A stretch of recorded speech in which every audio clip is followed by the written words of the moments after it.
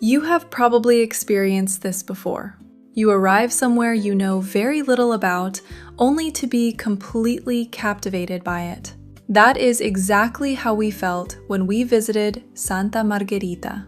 This small town on the Ligurian coast is often treated as little more than a stop on the way to the famous village of Portofino. And perhaps that is why so many visitors overlook it. But why?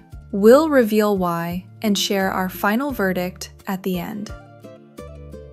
As we approach the town, a semicircle of colorful buildings with dark green shutters gradually came into view.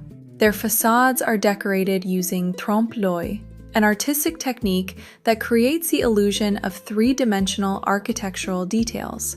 The cornices and ornaments are not real, but they are painted so convincingly that we spent a moment trying to determine what was real and what was simply painted. The ground floors are filled with shops, cafes, and restaurants, giving the waterfront a lively and welcoming atmosphere.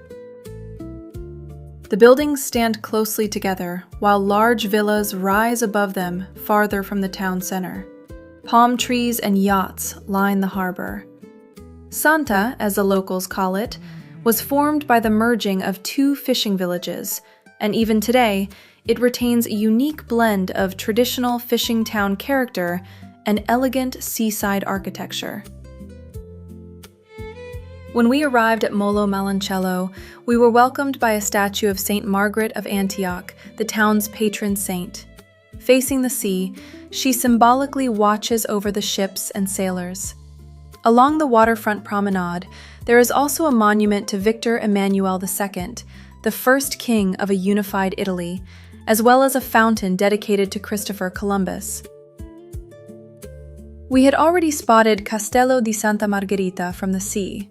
Built to defend the town from pirates, it survived several demolition attempts and now serves as a cultural center. The path around the fortress led us through an old gateway and beneath a pergola covered in greenery. From there, we reached Villa Durazzo, a remarkably peaceful place despite being located in the heart of the town. Its gardens are spectacular, with statue-lined avenues, palm trees, sweeping views of the sea, two ponds, including one filled with turtles, a grotto, an Egyptian obelisk, and a Chinese pagoda.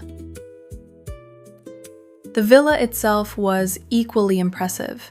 Its magnificent courtyard features risu, a traditional Ligurian mosaic technique that uses smooth, rounded black and white pebbles, with an old well at its center. Inside, the villa contains original period furniture, Murano glass chandeliers, frescoes, and numerous works of art. Several other historic buildings can be found nearby. Next to the villa stands the Chiesa di San Giacomo, a church known for its elaborate Baroque decoration and valuable paintings.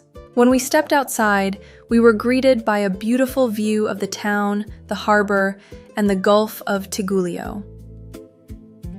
In Corte, the town's old fishing district, we visited the Oratorio di Sant'Erasmo, a historic chapel dedicated to sailors and fishermen. For centuries, they came here to pray for a safe return from the sea. In front of the chapel, there is a Riseu mosaic depicting a ship and an anchor. Inside, we found maritime decorations and ship models made by sailors during their voyages. Along the lungomare, we tried a Ligurian specialty called acciughe ripiene, stuffed anchovies, before continuing our exploration of the town. Another important stop was the Basilica di Santa Margherita d'Antiochia, one of the town's most significant landmarks. It features elaborate Ligurian Baroque decoration, and its tall bell tower can be seen from far away. Inside, we were impressed by the frescoes, marble altars, and magnificent dome. The basilica's peaceful atmosphere makes it an ideal place to pause for a moment and take everything in. Santa Margherita is a popular destination for visitors seeking a quieter and more refined atmosphere. Many choose to stay at the Imperiale Palace Hotel, which is set within a private park on a cliff overlooking the sea. The building was originally constructed as an aristocratic Belle Époque villa for the Costa family. Maintaining lavish seaside residences like this was extremely expensive, so many became hotels. Today, this one retains its frescoes, marble interiors, and grand staircases, remaining a symbol of seaside luxury.